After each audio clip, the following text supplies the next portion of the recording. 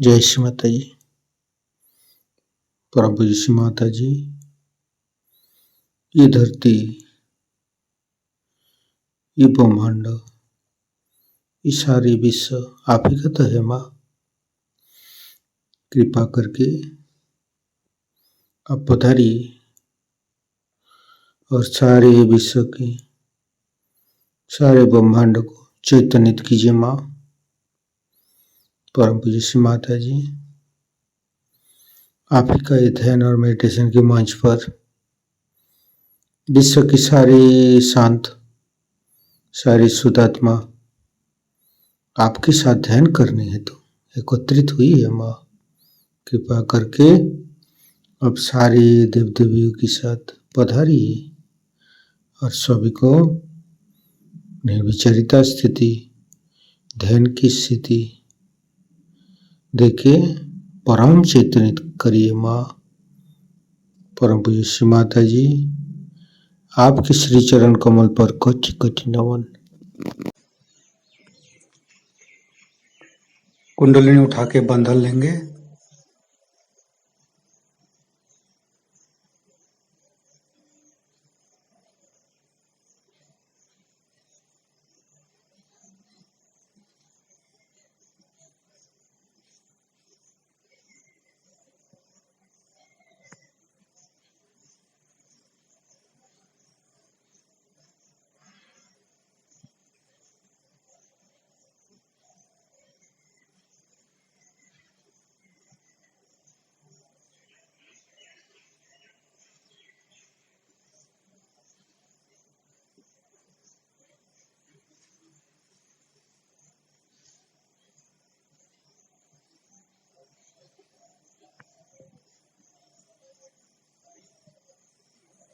तीनों महामंत्र। ओम तमेव साक्षात् श्री महालक्ष्मी महासरस्वती महाकाली त्रिगुणात्मिका कुंडलिनी साक्षात् श्री आदिशक्ति माता जी श्री निर्मला देवे नमो नमः।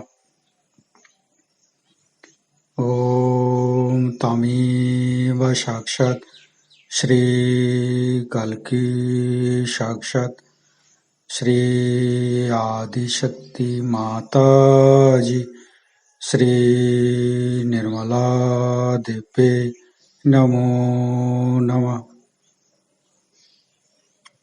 ओम तमेव साक्षात् श्री कल्की साक्षात् श्री सहस्रार स्वामिनी मोक्षप्रदायिनी माताजी श्री निर्मला देवे नमो नमः। गणेश मंत्र लेंगे। ओम तमेव साक्षात् श्री गणेश साक्षात् श्री आदिशक्ति माता जी श्री निर्मला देवे नमो नमः।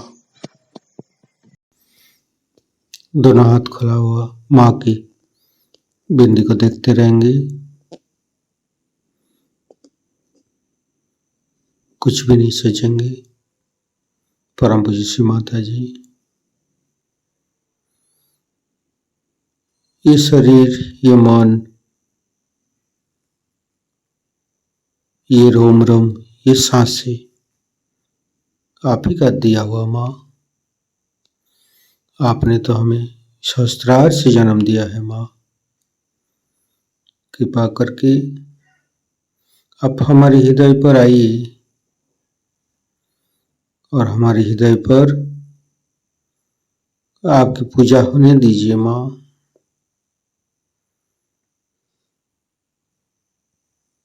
हृदय के अंदर माँ की छवि को देखते रहेंगे।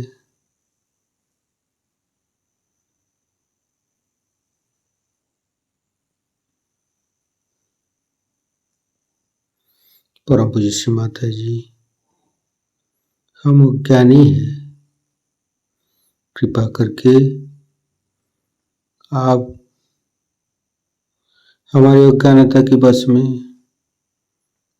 यदि कोई भूल हो गया तो कृपा करके क्षमा कर दीजिए माँ।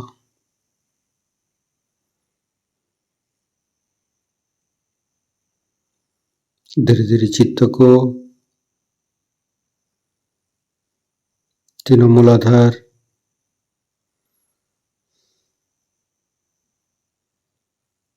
लेफ्ट मूलाधार,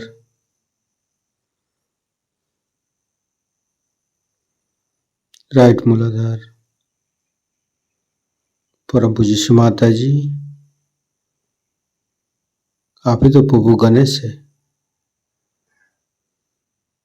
कृपा करके हमारी शरीर की तीनों नाड़ी, सातों चक्र के अंदर समस्त दोषों को दूर कीजिए, समस्त रोगों को दूर कीजिए माँ।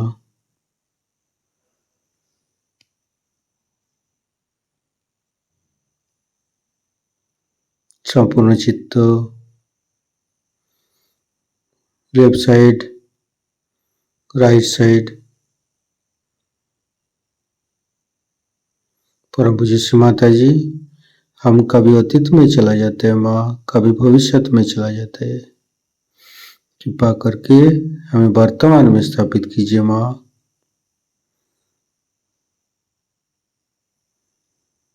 संपूर्ण चित्त शरीर के मध्य भाग पर,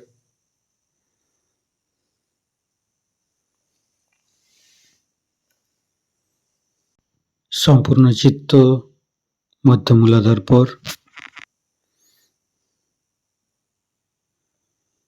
परम पूज्य श्री माता जी, गौरी माता जी की शक्ति से हमारे मध्य मूलाधार के समस्त दोषों को दूर कीजिए। गौरी माता जी का मंत्र लेंगे, ओम तमेव साक्षात श्री गौरी माता साक्षात श्री आदि शक्ति माता जी श्री निर्मला देव्ये नमो नमः। और एक बार मंत्र लेंगे और एक बार गणेश गौरी कुंडलिनी माँ पूरा मंत्र लेंगे, ओम तमेव साक्षात गणेश गौरी कुंडलिनी माता साक्षात श्री आदि शक्ति माता जी श्री निर्मला देव्ये नमो नमः। संपूर्ण चित्त मध्य मूलाधार पर रखेंगे। परम पूज्य श्री माता जी, हमारी अबोधिता और पवित्रता को रक्षा कीजिए माँ। धीरे धीरे चित्त को तीनों स्वादिष्ठान,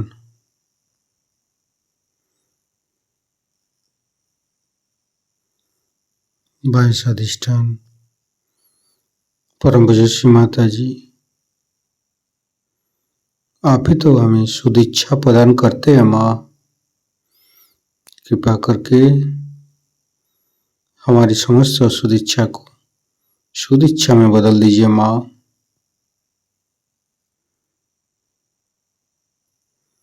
राइट स्वादिष्ठान, मध्य स्वादिष्ठान,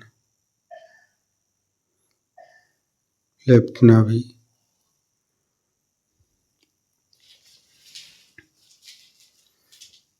मध्य नाभि, परम पूज्य श्री माता जी, आपकी कृपा से हम शांत है, संतोष है,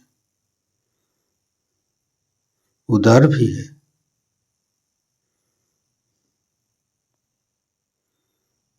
राइट नाभि,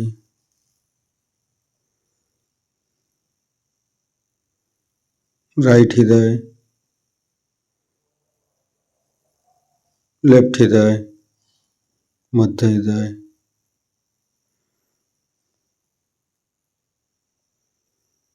परम पूज्य श्री माता जी, माँ जगदम्बे की शक्ति हमारे हृदय पर प्रदान कीजिए, हमें निर्भय बनाइए, हमें साहसी बनाइए माँ।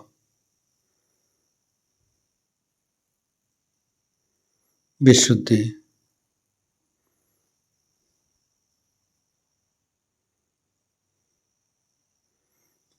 तीनों विशुद्धि को देखेंगे। मध्य विशुद्धि। परम पूज्य श्री माता जी,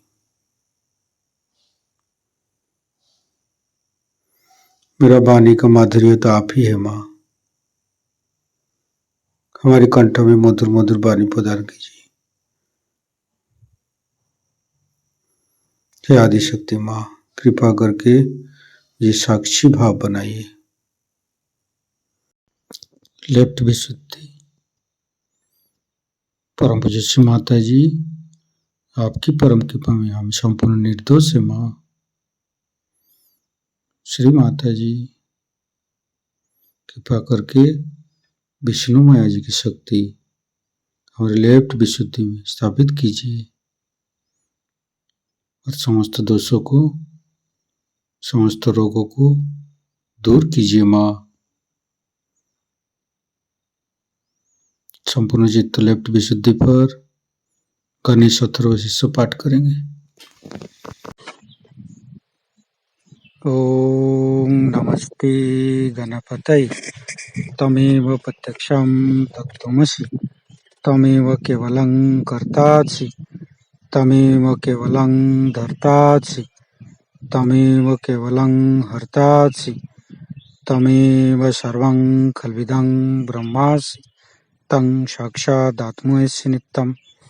हरितं वच्मि सत्यं वच्मि, अवतं माम् अववक्तारम् अवसोतारम् अवदातारम् अवधातारम् अवानुचानमवशिष्यम् अवपश्चातात् अवपुरस्तात् अवोत्तरातात् अवदक्षिणातात् अवचोदातात् अवधरातात् सर्वतो मां पाहि पाहि समन्त्रात्। तं वाङ्मयस्तं चिन्मयो, तं आनन्दमयस्तं ब्रह्ममयो, स्तं सच्चिदानन्दादित्योऽसि, स्तं प्रत्यक्षं ब्रह्मासि, स्तं ज्ञानमयो विज्ञानमयोऽसि। सर्वं जगदं तत्तो जायते, सर्वं जगदं तत्तोत्तिष्ठति, सर्वं जगदं त्वयि लयमुच्यते, सर्वं जगदं त्वयि पत्येति। तं भूमिरापो नालो नीलो नमः।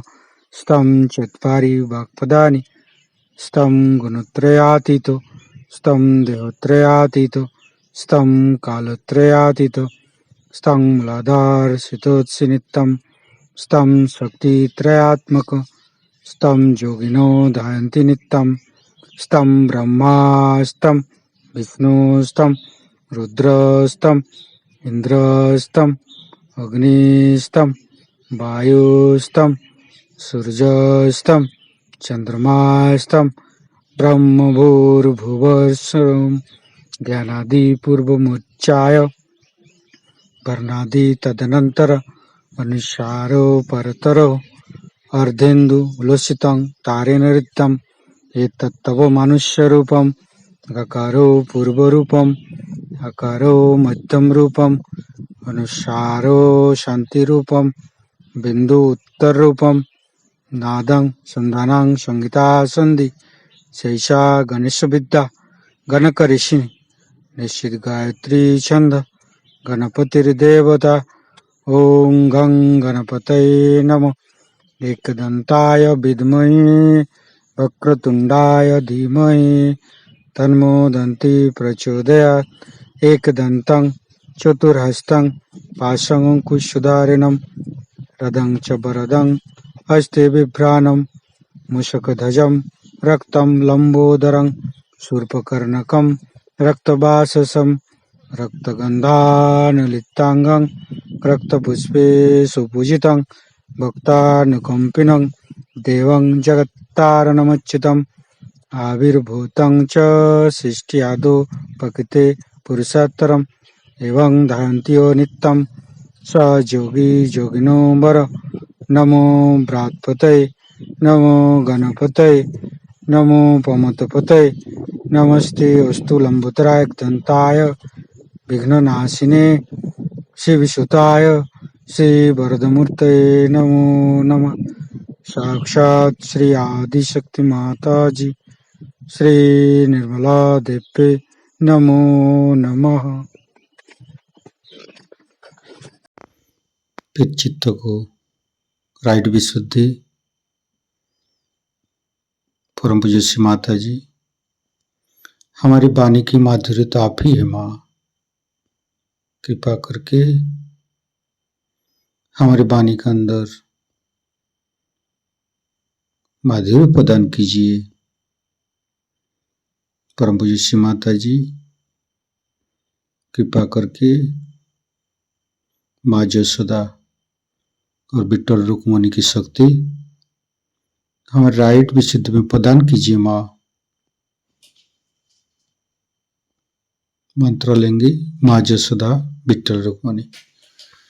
ओम तमेव साक्षात् श्री माँ यशोदा साक्षात् श्री विट्ठल रुक्मिणी साक्षात् श्री आदि शक्ति माता जी श्री निर्मला देवी नमो नमः। धीरे धीरे चित्त को फ्रंट आज्ञा। परम पूज्य श्री माता जी, कृपा करके मुझे क्षमाशील बनाइए, मुझे त्यागी बनाइए।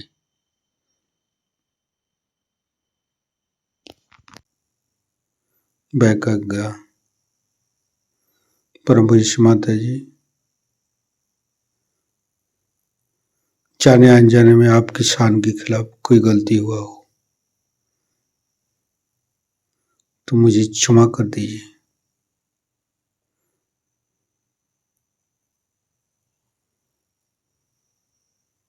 हे परमपिता परमेश्वर, मैंने सबको क्षमा किया, कृपा करके आप भी मुझे क्षमा कर दीजिए। फिर धीरे धीरे चित्त को सहस्त्रार पर। हे आदिशक्ति माँ, कृपा करके मेरे सहस्त्रार पर आइए। हमारे अंदर समस्त ईगो, सुपर ईगो को, अहंकार प्रति अहंकार को दूर कीजिए।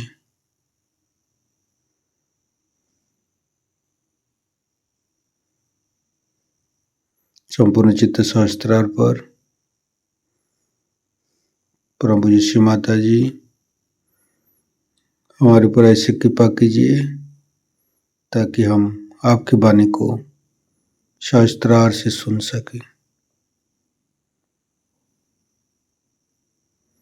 संपूर्ण चित्त सहस्त्रार पर।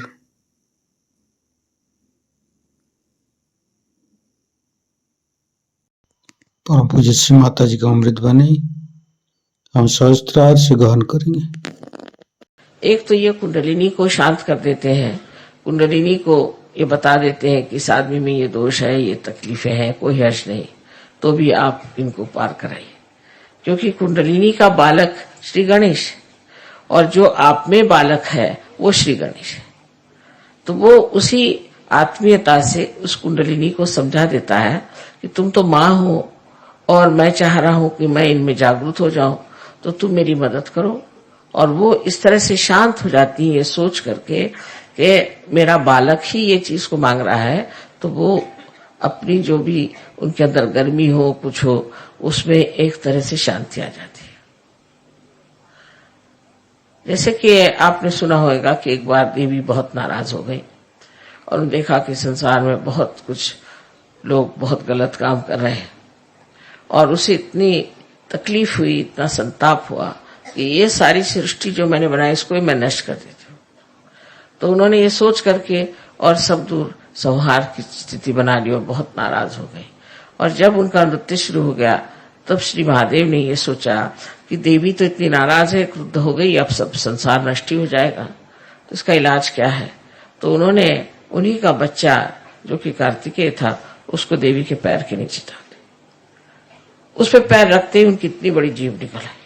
ये मैं क्या कर, जो इतनी क्रोध से लाल थी वो भी उस बच्चे को देख करके एकदम शांत हो गई। इसी प्रकार ये हमारी कुंडलिनी को एक प्रकार से शांत कर देते हैं कि तुम अपने बालक को जन्म दे रही हो, इस वक्त नाराजगी ठीक नहीं, किसी भी तरह से कभी कभी तो कुंडलिनी को हमने इतना सताया होता है, क्योंकि गलत गुरुओं के पास गए या कुछ गलत हम लोगों ने भी काम किए, तो बेचारी कुंडलिनी लस्तम पस्तम बिल्कुल रहती है। उसका भी आधार सिर्फ श्री गणेश है, जो उसको ढकेलते हैं ऊपर की तरफ। श्री गणेश की शक्ति से ही कुंडलिनी ऊपर उठ सकती है, इसीलिए उनको अंगार कहते हैं, क्योंकि वो अपनी शक्ति कुंडलिनी को दे देते हैं। और कुंडलिनी में जो आग है या जो उसकी ज्वालाएं उठती हैं वो शांत है। आपने कभी सुना नहीं होगा कि इस तरह की शांत भी ज्वालाएं होती हैं। एकदम शांत ज्वालाएं हैं, सप्त रंग की होती है और एकदम शांत ज्वालाएं हैं, और सहस्त्रार में आपको दिखाई देती है ये कितनी शांत है। ये सारा कार्य श्री गणेश ने किया हुआ। तो एक प्रकार वो आपका भी गुस्सा कम कर सकते हैं।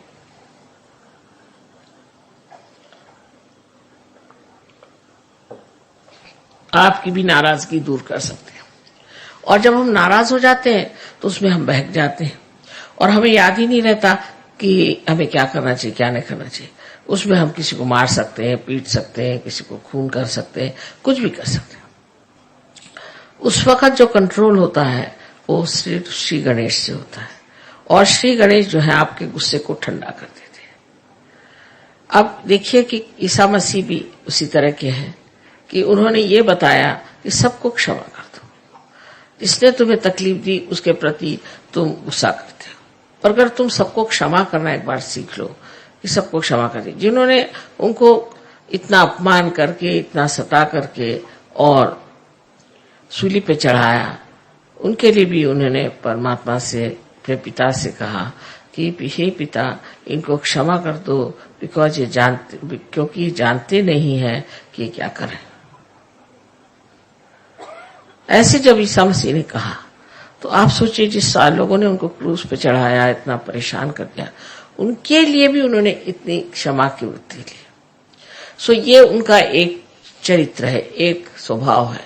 और दूसरा भी ईसा मसीह का चरित्र ऐसा है कि जब लोग उनके मंदिर के सामने बैठ करके और चीजें बेच रहे थे, जैसे अपने यहाँ भी है, मंदिरों में लोग जाते हैं तो वहां चीजें बेचते हैं और वही चीज चढ़ाते हैं, जैसे एक नारियल को चढ़ाया फिर लाकर उसको बेचते हैं, वही उसका बिजनेस बना लेते हैं। तब उन्होंने हाथ में एक खंडर लेके सबको मारा और कहा कि तुम ये बिजनेस नहीं कर सकते, तुम्हें अगर करना है तो ठीक है, जो कुछ भी है वो स्वच्छ तरीके से होना चाहिए। ये नहीं कि जो आप भगवान को चढ़ा रहे हैं उसको लाकर फिर बेच रहे हैं, जो हार भगवान को चढ़ा रहे हैं उनको लाकर फिर बेच रहे हैं। इस तरह की चीज उन्होंने कहा बिल्कुल ही गलत बात है। और इतना उन्हें क्रोध आया कि उन्होंने हाथ में हंटर लिया और उसको सबको तड़ातड़ मारना शुरू कर दिया। ये दूसरी साइड है। ऐसे ही श्री गणेश की भी एक दूसरी साइड है। दूसरी साइड गणेश की ये है कि जिस वक्त कोई भी राक्षस या दुष्ट आपको परेशान करेगा या तंग करेगा तो वो गणपति है, माने गणों के वो राजा है। तो वो उन राक्षसों को और दुष्टों को नष्ट करते हैं, उनको एकदम उनका सर्वनाश कर देते हैं। आपको कुछ कहने की जरूरत ही नहीं है, आपको कुछ बताने की जरूरत नहीं, वो खुद ही आपके साथ लगे हुए हैं गण लोग, और वो ऐसे लोगों को ठीक ही कर देते हैं जो आप लोगों को तंग करें। सहयोग में आप लोग जान लीजिए कि आप पूरी तरह से सुरक्षित हैं और आपको कोई भी नहीं दुख दे सकता। हाँ, अगर आप सहयोग में हैं तो आपके गण जो है वो चारों तरफ घूम रहे हैं और वो यहां भी पधारे हैं, और वो हर समय आपके ऊपर अपनी सुरक्षितता का उन्होंने पूरी तरह से आपके ऊपर अपना आच्छादन डाल दिया, पूरी तरह से आपको ढक लिया। आपको कोई भी तरह की तकलीफ परेशानी नहीं हो सकती। फिर आप उसको चमत्कार कहते हैं, माँ किस तरह से मैं बच गया, पता नहीं क्या हुआ, मैं कैसे बच गया। ये सब गणों का काम है, और गण ये कार्य जब करते हैं तब समझ लेना कि आप वाकई में एक सहयोगी हैं। अगर वो ये कार्य आपके लिए नहीं करते हैं तब तो समझना है कि आप अभी तक पूरी तरह से सहयोगी नहीं हो। दूसरी बात गणों की ऐसी होती है कि हमेशा हमारे शरीर में भी वो कार्यान्वित रहते हैं। शरीर से बाह्य की चीजें जो करते हैं वो सिर्फ आप जब पार हो जाते हैं, जब आपका संबंध परमात्मा से हो जाता है, तब वो आपका शरीर और आपका सब धन और आपकी सब चीजें, बच्चे, सबको संभालते हैं। पर उससे पहले हमारे अंदर वो एंटीबॉडीज बन करके जीते हैं। और ये जो एंटीबॉडीज होती है यही हमें रोगों से बचाती है और उससे हम लड़ झगड़ सकते हैं। तो इसका चक्र जो है सेंटर हार्ट, यहाँ पर स्टर्नम करके जो हड्डी है उसके अंदर शुरू में होता है। 12 साल तक ये एंटीबॉडीज तैयार होती हैं और वो फिर सारे शरीर में दौड़ करके तैयार रहते हैं। जब भी कोई परेशानी होगी तो स्टर्नम हिलने लग जाएगा और उसके हिलते ही जैसे रिमोट कंट्रोल होता है, इस तरह से इनको पता हो जाता है और ये फिर उस आने वाले कोई भी जो आदमी आपके ऊपर आक्रमण कर रहा है या कोई सी भी चीज आक्रमण कर रही है, कोई वायरस आ रहा है या किसी भी तरह का कोई रोग आपके अंदर घुस रहा हो, उससे ये लड़ते हैं। और जब आप माँ के विरोध में कार्य करते हैं, माँ के विरोध में काम करने का मतलब है नैतिकता से गिर जाना। पिता के विरोध में जाने का मतलब है कि आप कार्यशील न हो, कार्यक्षम न हो, आप कार्यकर्ता न हो, आप में आलस्य आ जाए, ये तो पिता के खिलाफ पाप है। लेकिन माँ के खिलाफ पाप है जहां आप अपनी नैतिकता को खो देते हैं। जिन्होंने अपनी नैतिकता को खो दिया है, ऐसे लोगों का ये चक्र बहुत कमजोर हो जाता है और इसीलिए फिर ये चक्र जो है इसको ठीक करने में बड़ी मुश्किल हो जाती है। और जो लोग इस तरह से गिर जाते हैं और उनका ठीक होना भी मुश्किल हो जाता है, जैसे एड्स की बीमारी है या इसी तरह की जो बीमारियां हैं जिसे कि हम गुप्त रोग कहते हैं, ये सारे गुप्त रोग अनैतिकता से आते हैं और ये अनैतिकता के रोग जो हैं इसी तरह से भी ठीक नहीं हो सकते जब तक आपके गणेश तत्व ठीक नहीं हो जाएगा। इसलिए समझ लेना चाहिए कि हमें अपने अनैतिकता से अपने सारे व्यक्तित्व को, अपने सारे जीवन को पूरी तरह से आडोलित रखना चाहिए, पूरी समय उसमें पवित्रता में डूबे रहना चाहिए। ये जो पवित्रता है उसके बारे में ईसा मसीह ने बहुत बढ़कर बात कही है, क्योंकि आज्ञा चक्र पे उनका स्थान है, इसलिए उन्होंने आज्ञा चक्र पे बहुत बड़ी बात कही और वो ये कहा कि तुम्हारे आंखों में भी कोई भी अपवित्रता नहीं होनी चाहिए। Thou shalt not have adulterous eyes. आंखें भी ऐसी हो, वो भी निर्मल होनी चाहिए, क्योंकि आंखें निर्मल नहीं है तो ईसा मसीह वहां नहीं है। लेकिन देखिए परदेश में हम देखते हैं कि हर एक ईसा को मानने वाले लोग सबकी आंखें बहुत खराब है। इस औरत की तरफ देख, उस औरत की तरफ देख, उस तरफ देख, फिर औरतें भी ऐसी आदमियों की तरफ देख, उनकी आंख ऐसी चलती रहती, कभी आंख स्टेडी नहीं रहती। और फिर एक बार ये चल जाए तो ये नेगेटिविटी होती है, भूत है, आंखों से चलते हैं और एक पे जाएंगे फिर दूसरे पे जाएंगे। उसका कोई खेल ऐसा है कि उस खेल में कोई मजा तो नहीं आता, पर वो खेल ही अपने आप ही चलते रहता है और आदमी इसी में पागल हो जाता है।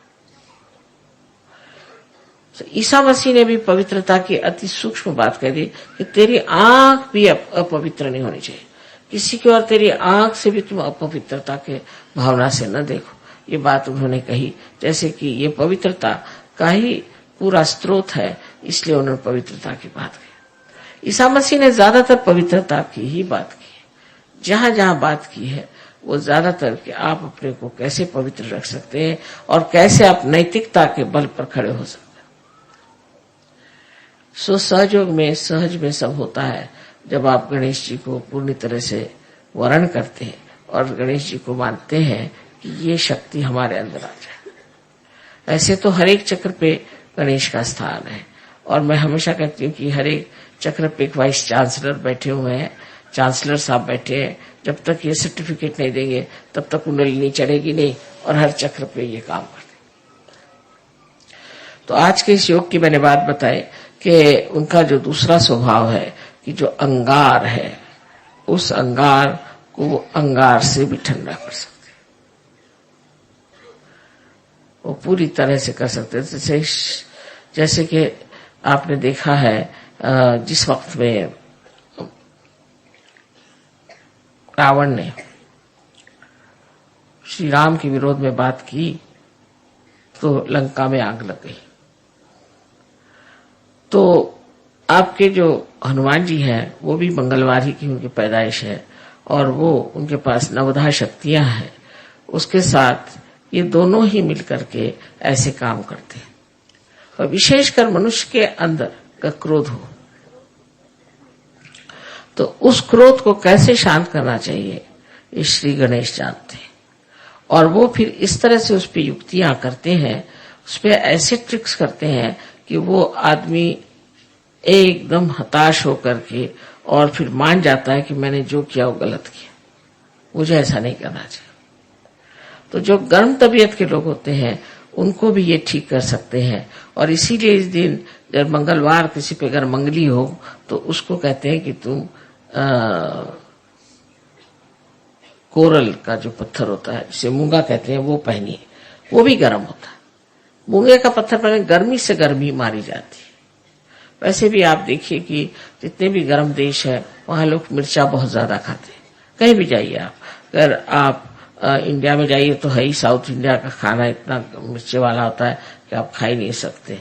और अगर आप और जगह जाइए, चाइना में भी जो साउथ का चाइना है जैसे कैंटोन वगैरह, वहां बिल्कुल बहुत मिर्चे खाना होता है। इसी प्रकार आप इटली में भी जो साउथ है या फ्रांस में साउथ है वहां लोग बहुत मिर्चा खाते हैं। क्यों खाते हैं? क्योंकि मिर्चे से मिर्च मिटती है, गर्मी से गर्मी चली जाती है, इसलिए वो मिर्चा खाते हैं जिससे खूब पसीना आए और उनको ठंडक बनी रहे। इसी प्रकार श्री गणेश भी अपनी गर्मी से आपकी गर्मी ठीक करते हैं। आपके अंदर अगर कोई अहंकार हो जाए तो इस तरह से वो आपको दिखा देते हैं अपना प्रताप कि उससे फिर आप खुद ही ठंडे हो जाते हैं। और ये जितनी भी बीमारियां हैं इसमें भी बहुत गर्मी निकलती है, बहुत जनरेट होती है और इस गर्मी के कारण ही आदमी अस्वस्थ हो जाता है। इसलिए ठीक है कि हम इस गर्मी का ही इलाज करें और उसके लिए श्री गणेश की आराधना करें और उनके प्रति अपने को विशेष रूप से समर्पित करें। आज का दिन बहुत ही बड़ा मैं सोचती हूँ जो ये 3 चीजों का योग यहाँ हो गया कि आज ही ईसा मसीह का जन्म है, आज ही मंगलवार है, आज ही श्री गणेश का भी जन्मदिन है और आप लोग सब गणपतिपुरे में आए। ये सब कुछ इस कदर बन गया आज कि मुझे इससे बड़ा सहज में ही जो एक चमत्कार होता है ऐसे लग रहा है कि बड़ा भारी चमत्कार है कि इस वक्त सब लोग आए। पर उसमें तकलीफ भी हो गई कि सब यहाँ पर इतने लोग भीड़ कर गए थे कि हम तो जाम में फंस गए और देर हो गई। पर देर या कोई सी भी चीज होती उसमें सबूरी की बात है। हम तो हमेशा सोचते हैं कि जो समय हमारे नियत है वही समय पूजा होगी, उससे पहले हो ही नहीं सकती। तो इसलिए जो चीज नियति का है उसको क्यों बदला जाए, उसके तरफ लड़ाई झगड़ा करने से फायदा क्या। जो है सो है, जिस वक्त में जो होगा तब हो जाएगा, तब पूजा हो जाएगी। उसमें अब इस वक्त पूजा नहीं हो रही, ये टाइम था, हम कोई घड़ी के गुलाम तो है नहीं। लेकिन इसके फायदे कितने होते हैं ये आप आगे जाकर देखेंगे कि अगर आप टाइम का गुलामी नहीं करें तो बहुत कुछ सहयोग फैल सकता है। पर जो आदमी टाइम की गुलामी करता है वो कभी सहयोग नहीं फैला सकता, क्योंकि उसको हमेशा रहता है ये टाइम में ये करना है, ये टाइम में करना है, और सहयोग के लिए उसको टाइम ही नहीं मिलता। पर जो कहेगा कि मुझे सहयोगी करना है तो पूरा टाइम उसके लिए पड़ा हुआ है और पूरी चीज बढ़िया तरीके से हो जाती है। पर इस पर सिर्फ बात यह है कि एक तो अनुभव होना चाहिए और अनुभव होने के बाद उस पर विश्वास होना चाहिए। ऐसी ऐसी चीजें घटित हो जाती है। बहुत लोग सुबह से शाम तक मुझे अपने चमत्कार बता रहे थे कि माँ मैं तो परेशान था कि जा रहा हूँ, कब मुलाकात होगी, वो आएंगे। देखता क्योंकि सामने ही चले आ रहे। किसी भी चीज की आपके मन में इच्छा हो जाए वो चीज पूरी हो सकती है, पर विश्वास की बात है। और विश्वास में अंधविश्वास सहयोग में नहीं है, बिल्कुल अंधविश्वास नहीं, श्रद्धा है। जहां पर कि हम पूरे दिमाग से सब देखे हैं, जब हमने सब देख लिया और तब भी हम नहीं मानेंगे तो इसे क्या कहा जाएगा? इसे कहा जाएगा कि आप बहुत ही ज्यादा बेईमान हैं, या आप झूठ बोलते हैं, और या आप महामूर्ख हैं। इनमें से 3 चीजें हो सकती हैं कि आप जब सब चीजों को देख रहे हैं, उसको जान रहे हैं, वो सब वर्तित हो रहा है, उस पर भी आप उस पर विश्वास नहीं करते, तो फिर आप में कुछ न कुछ खराबी।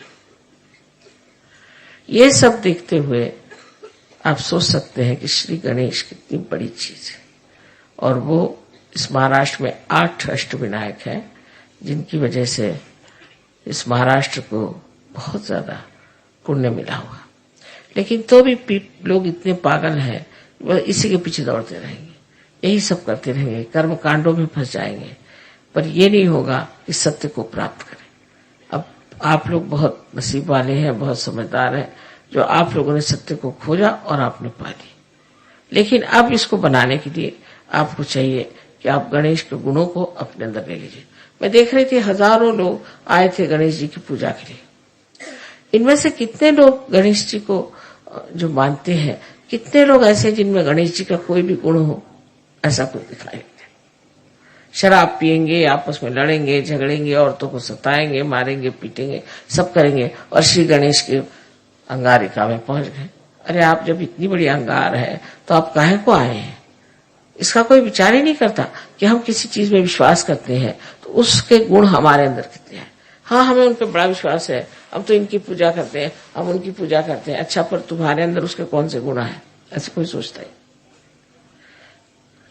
लेकिन सच्चाई तो ये है कि अगर आप किसी को मानते हैं तो उनके गुण भी आपके अंदर आने चाहिए, और जब तक ये गुण आपके अंदर नहीं आते तब आपका मानना न मानना बराबर है, उसका कोई फर्क ही नहीं पड़ने वाला।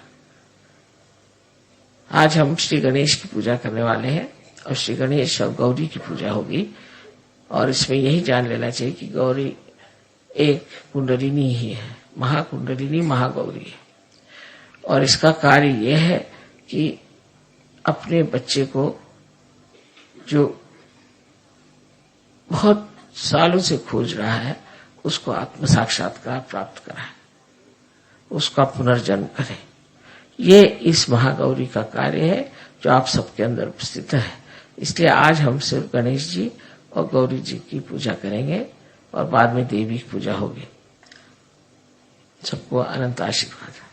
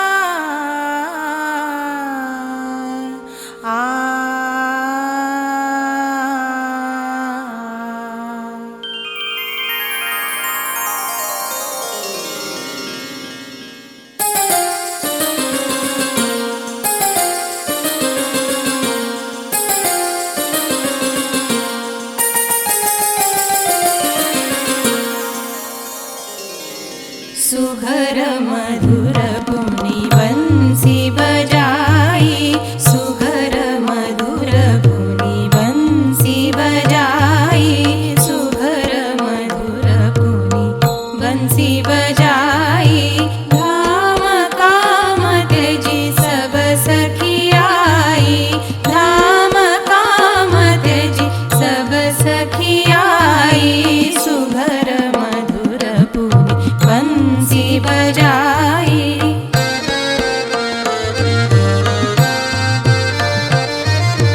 सुघर मधुर पुनि बंसी बजाई, सुघर मधुर पुनि बंसी बजाई, सुघर मधुर पुनि बंसी बजाई।